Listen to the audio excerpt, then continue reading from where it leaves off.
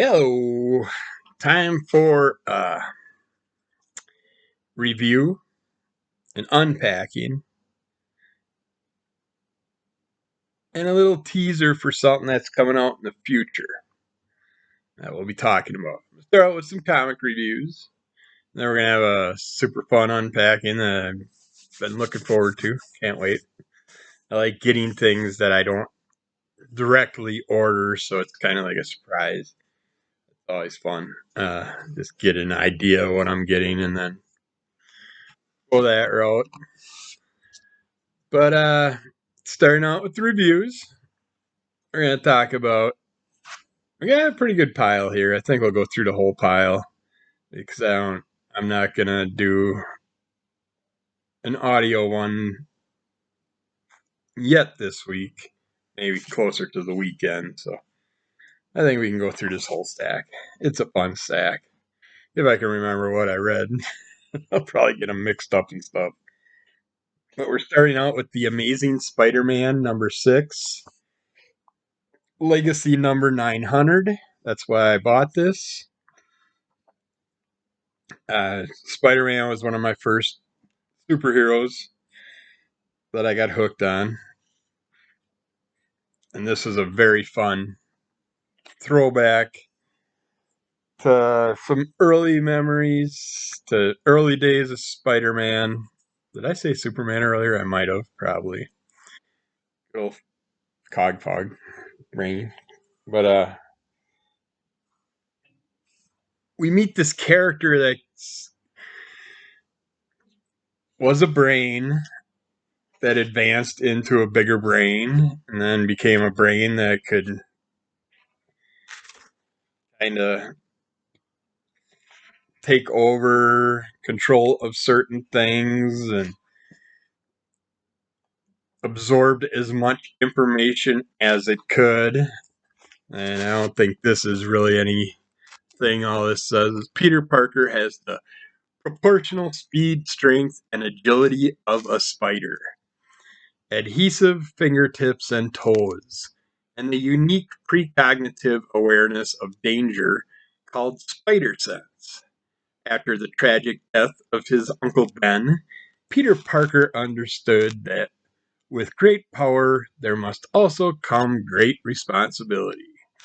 He became the crime-fighting superhero called the Amazing Spider-Man.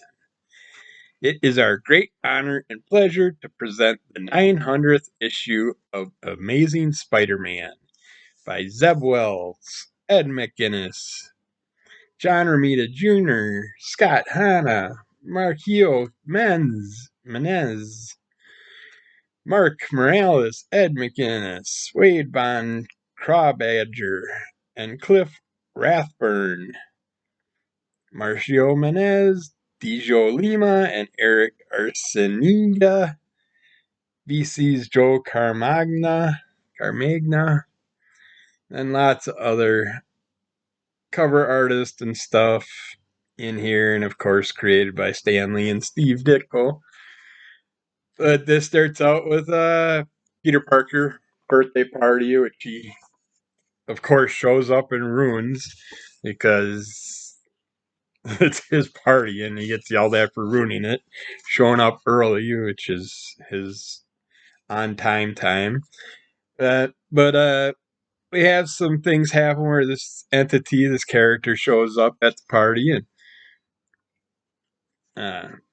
well, actually, J. Jonah Jameson shows up at the party with Doc Ock arms, and all of a sudden these arms release Jonah and hop onto Spider-Man, and it takes us into the storyline, into this character that it's like a big giant green brain that kind of took over like an AI body, and then it built its own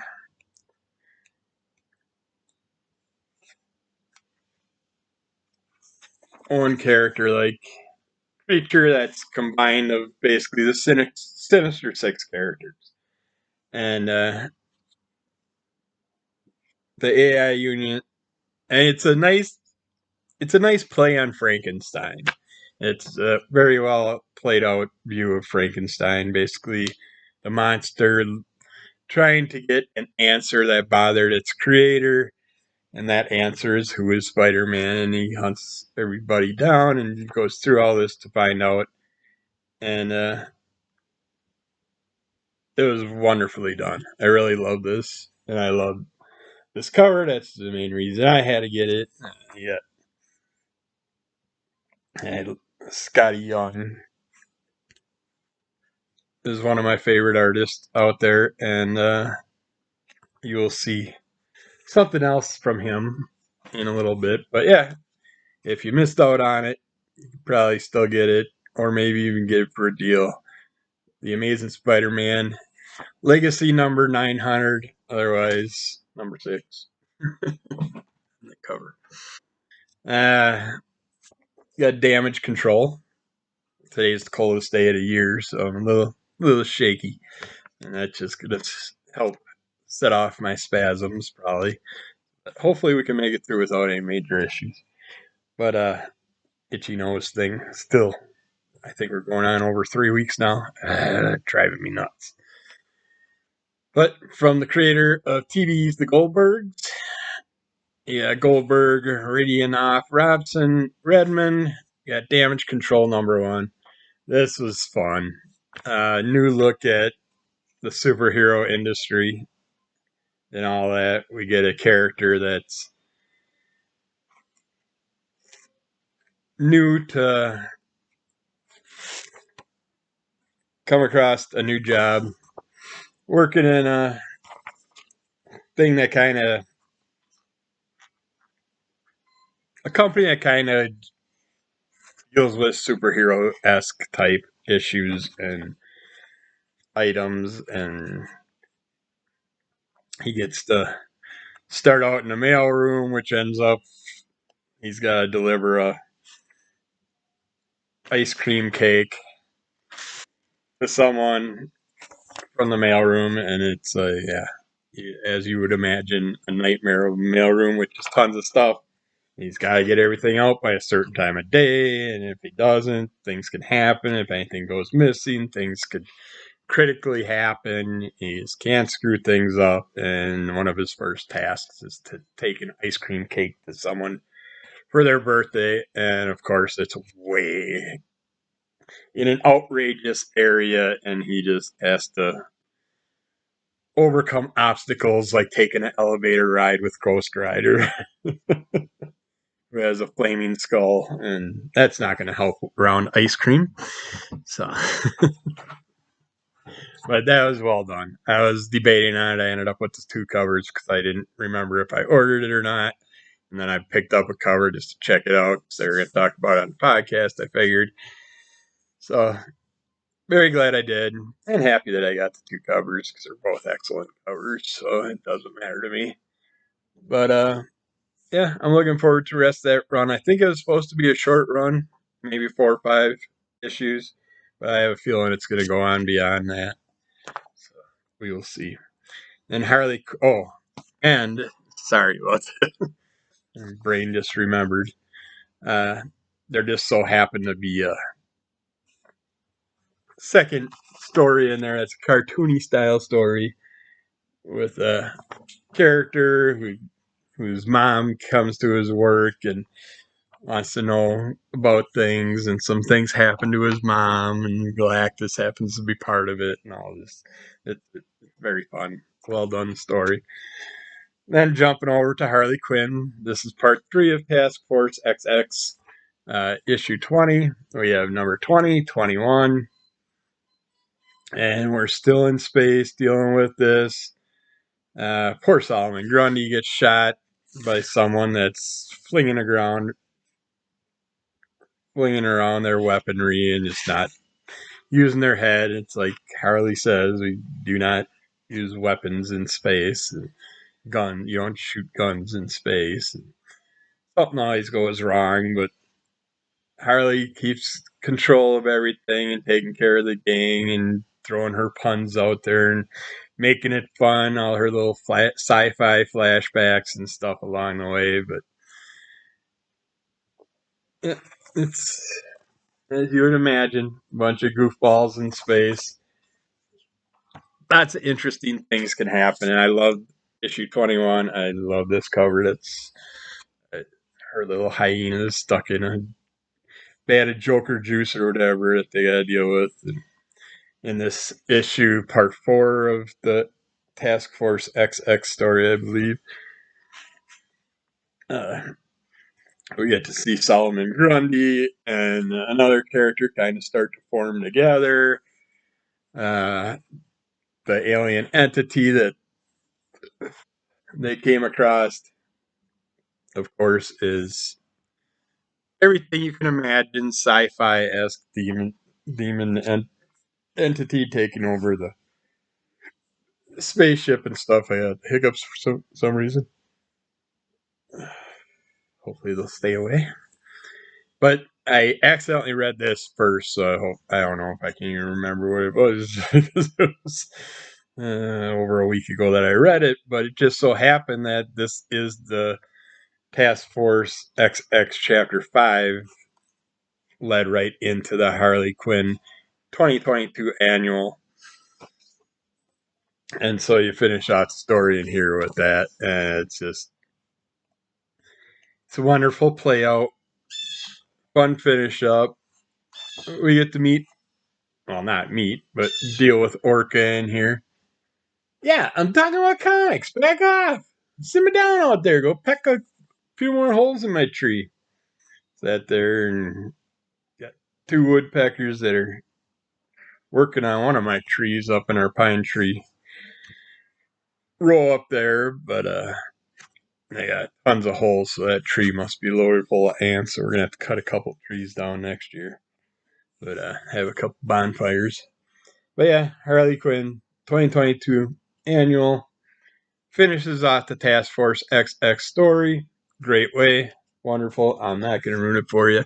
You have to pick up your own. Don't be like me and read that first and then go back and read Harley Quinn number 18, 19, 20, 21. I think were the ones. This one Shelly picked up. I was going to get it originally when I seen it in the books, but I never did. But she seen it at the shop and grabbed it. Impact Winter number 1 by Image Comics. I don't know if this is going on. I don't remember seeing any other issues for it, so I don't know if this was supposed to be a one shot. But I'd like to see more of this storyline. But we got this little redheaded gal that's kind of too young to be off hunting zombies or vampires on her own. Sorry, I'm thinking of this is zombie related, vampire related. There's some fun powers that they have in these ones. Different types of creatures early on with the virus taking over. It's like something happened to the sun and all this. There's all this extra darkness. We got shape shifting. We got all kinds of play that I think you're going to see in the future with this. But yeah, it's like her pops pretty much runs uh,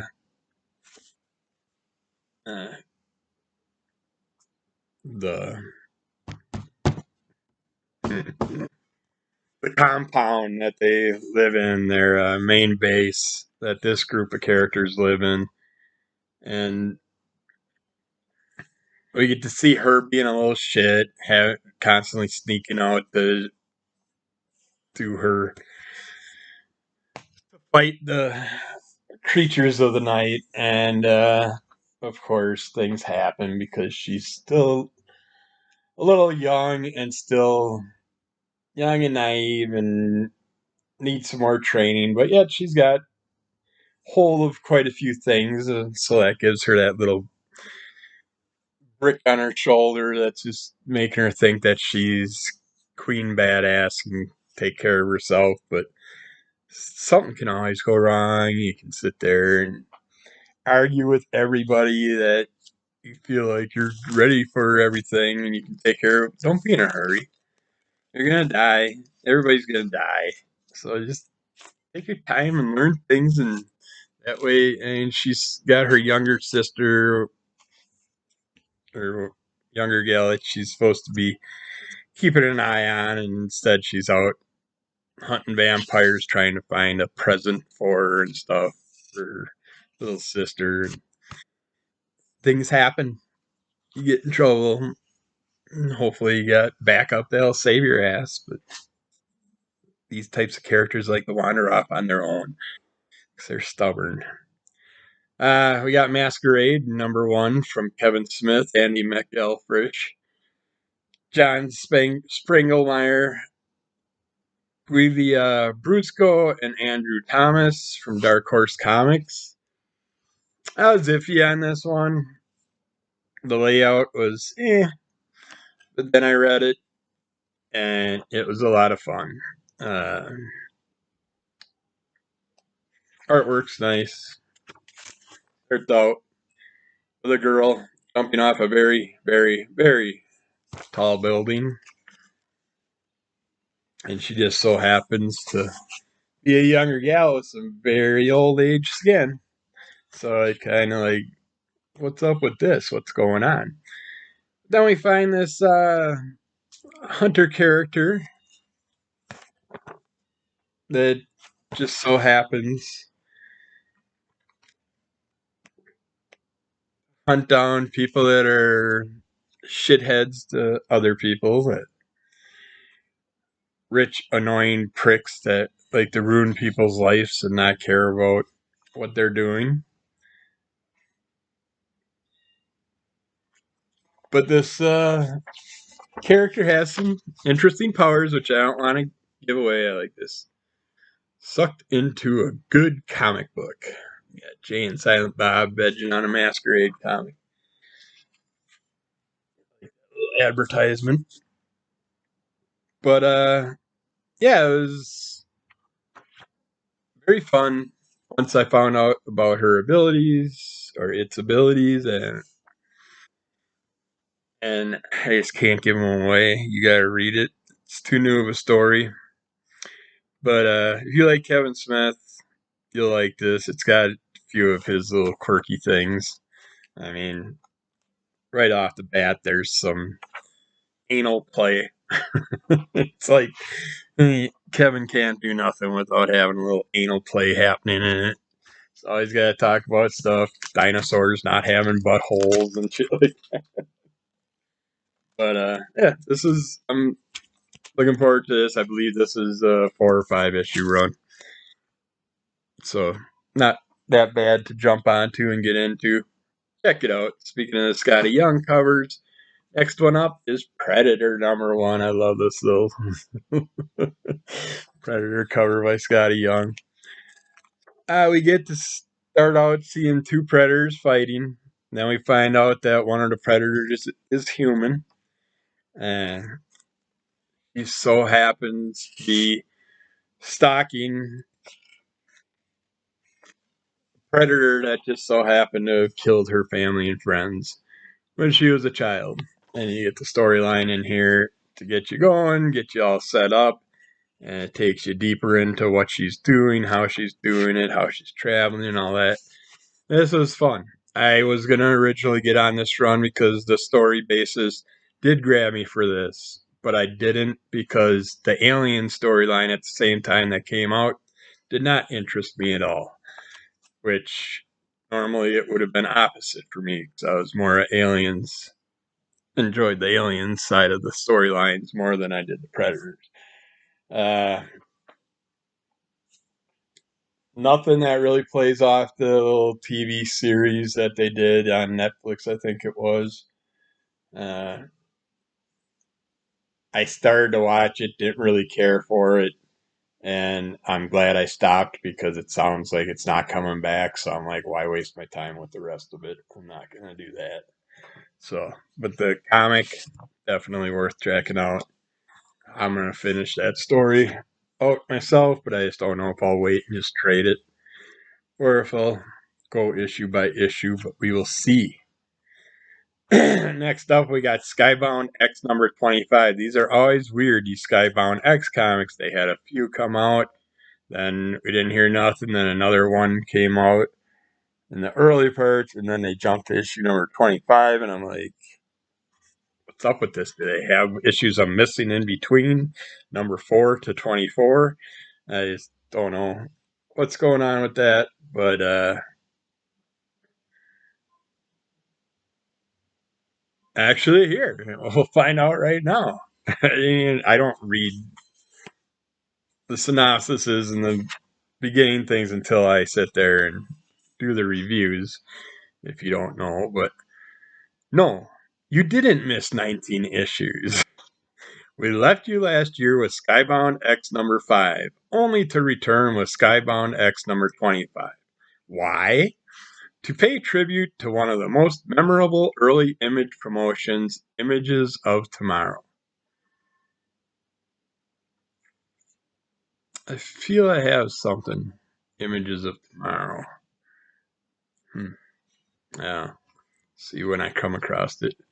For one glorious month in 1995, 4 image titles, Stormwatch, Bloodstrike, Brigade, and Supreme, jumped from their current issue all the way to issue number 25 to tease what the future held for these stories, only to jump back to their previous numbering the following month. They wanted to hook you with the big seismic changes coming many months in the future, and then show how those big changes came to be. I'm not going to read the rest of this, but that explains it. Imagine that. If you read shit, you might understand what's going on there, Mr. Kevin. But we start out with Battle Beast Prelude. This is a fun story and character. Well, not really fun for the people around him because it's basically a badass warrior battle lion type thing. And you can't find anybody that's his match or can beat him, and that's his goal. He's just going to travel the universe in a ship and try and find someone that's his match and hopefully can kill him because he has no idea how else he's going to survive in this world other than just going around wiping out everything. Great story, great character. I want to know more about that. I am definitely going to check out more. It's a little bloody on the cover there. Next one, I've had this for a while. Didn't even think about it because issue 1 of Dark Ride just came out, and it's like I could have read the pre thing and checked it out. But we have Dark Ride, front of the line. Arthur Dante loved amusement parks. After designing rides for the most famous theme park in America, he was inspired to create a thrilling park experience like none other. Devil Land is now about to celebrate its 50th anniversary, and anticipation is an all-time high for the park's newest attraction. Yeah, I read this little teaser, and it's basically a family going to the park to party, enjoy themselves, deal with all the hassles of dealing with an amusement park and trying to get on rides when there's huge lines and stuff like that. Great story. Throw demons in it. I'm glad I did jump on the run, and I'm looking forward to reading the rest of it. Next up, we have Chroma, the Pale City. Basically, a desolate-looking city in the middle of colorful woods. But welcome to the Pale City, where strange rituals and customs are all that protect its citizens from certain death lurking behind the walls. So basically, yeah, they're trapped in the city and the walls, and they gotta watch out for the interesting little environment outside their walls. And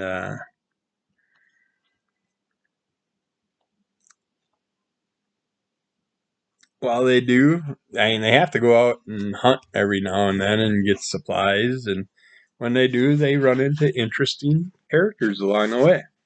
And that's another story that I wouldn't mind checking out some more on. That one I'd more trade, whereas the first two I'd definitely go comic issue by issue, but I'd go trade with that one. Same with this one, I'd probably go trade on. But we got Scurry, abandoned. The humans are gone. The sun is rarely seen, and the cold, dark rain is ever present. As a colony of house mice struggle to survive the long and strange winter, a young mouse named Wix is sent to scavenge the surrounding neighborhood for food. And when you're out and about scavenging, you never know what you're going to come across. So you got to watch out. There's lots of evil beings out there. This is a fun story. Well, not so fun for the critters, but yeah. I like this one. I'm usually not big on the animal,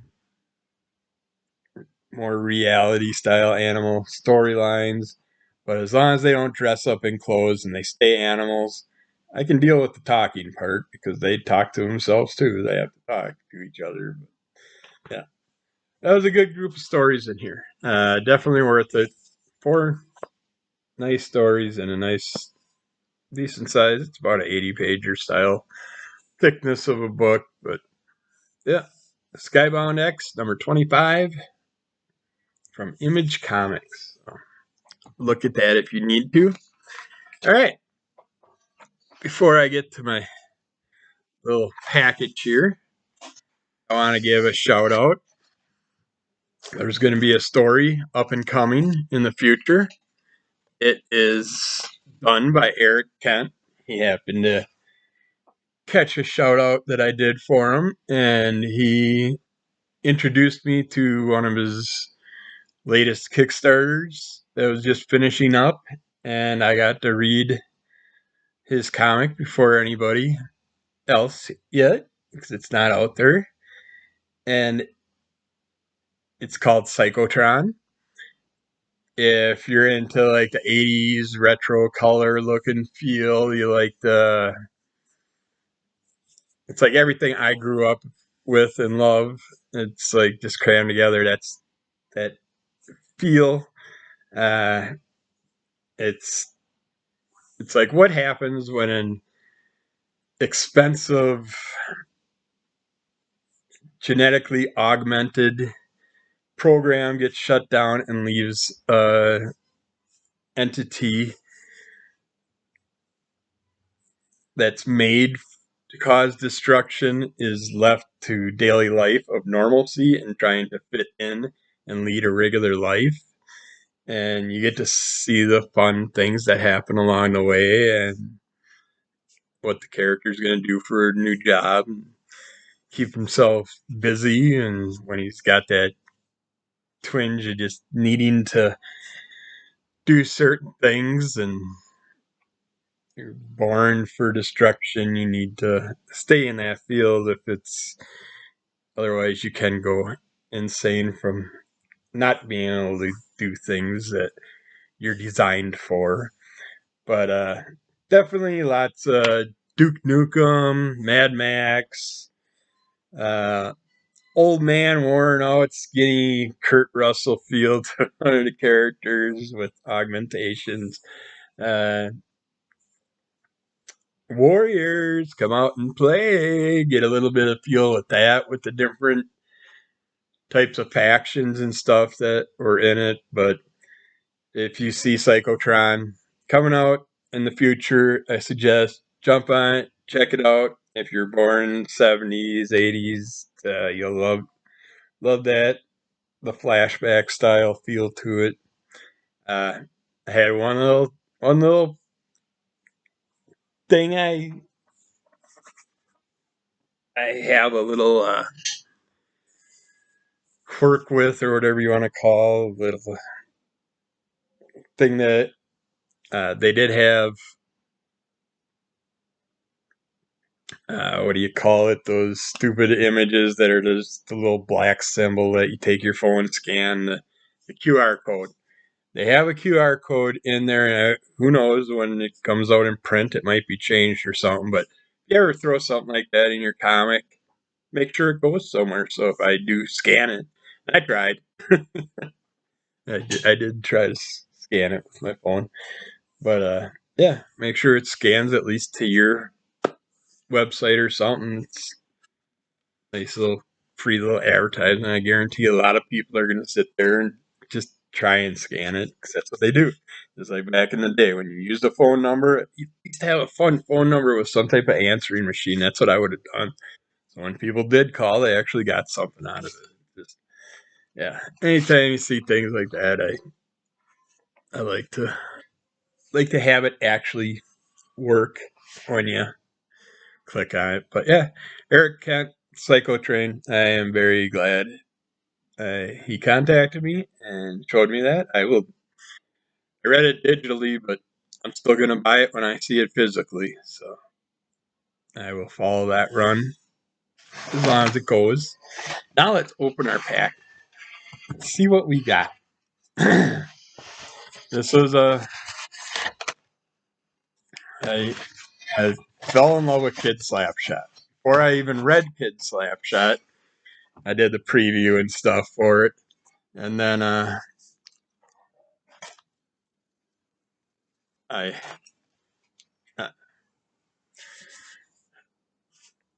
sat there and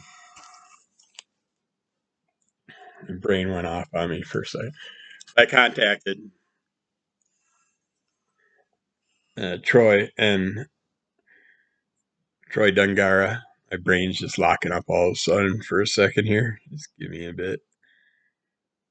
But I contacted him just because I wanted some extra things, some extra Kid Slapshot stuff. And he said he'd throw something together for me, and we made a deal. I contacted him, did it all up, and it showed up. So now we're going to check it out, see what we got. But yeah, Kid Slapshot #1. Got a nice little signed edition here. Uh,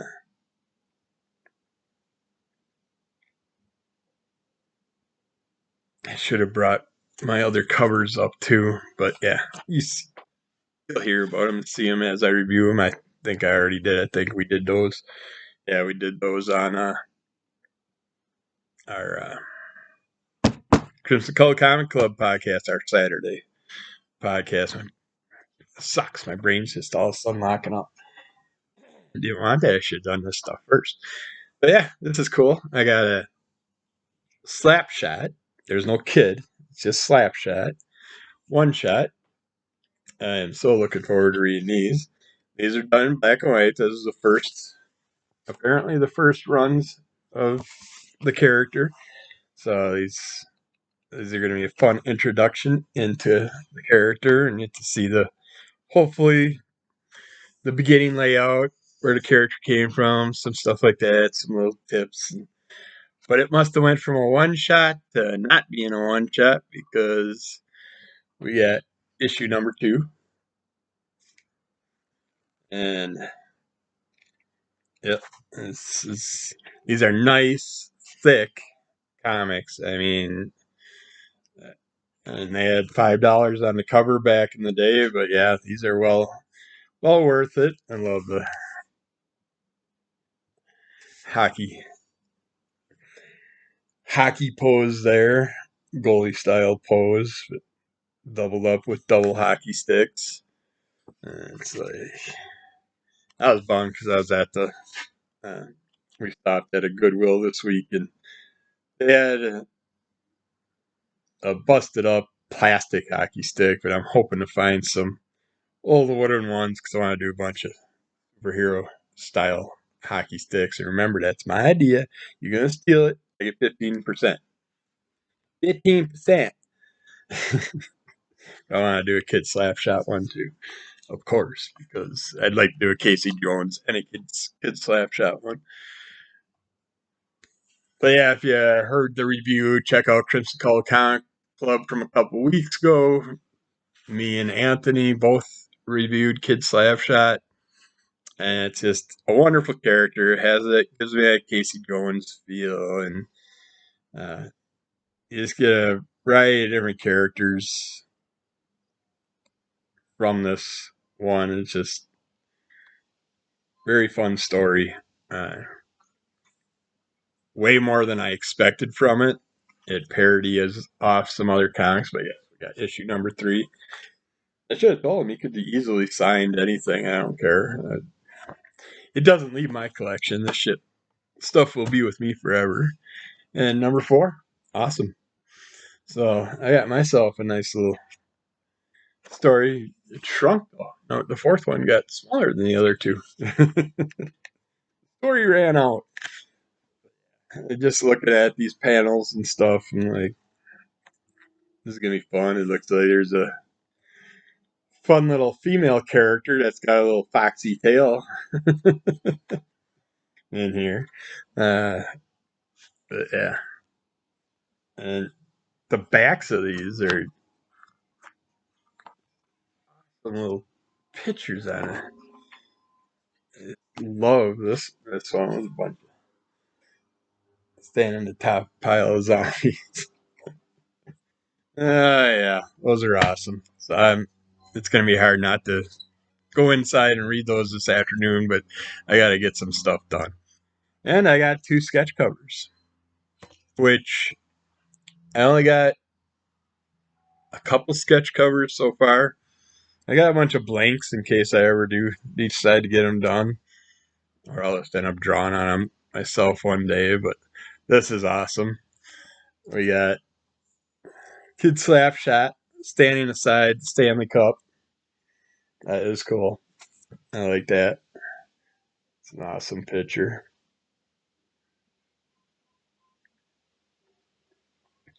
And he's got a Colorado Avalanche shirt on.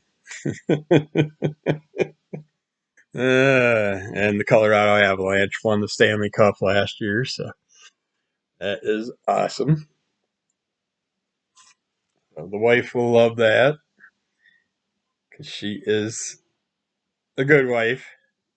My wife. She loves the Colorado Avalanche as much as I do. So, and then this one, we got a little vampire taste to it. That is cool. She is going to love that one too. But yeah, thanks, Troy. I love these. It's awesome. Got myself some more original artwork. That's going to be nice going into my collection. So that was a lot of fun. So check things out. You never know what you're going to come across. And nowadays, all the comics, all the big name comics and stuff like that are doing blank covers. So you can pick up your blank white or black. They have black covers too. I've seen. I think there was a gold cover at one time, but there might be some other colors. But tons of them have the blank white covers. And then if you go to a comic convention or something, you can get something drawn on by the artist of that run or whoever from the run that your blank covers from. And you can get it all done up and get an awesome piece of original artwork on your comic books.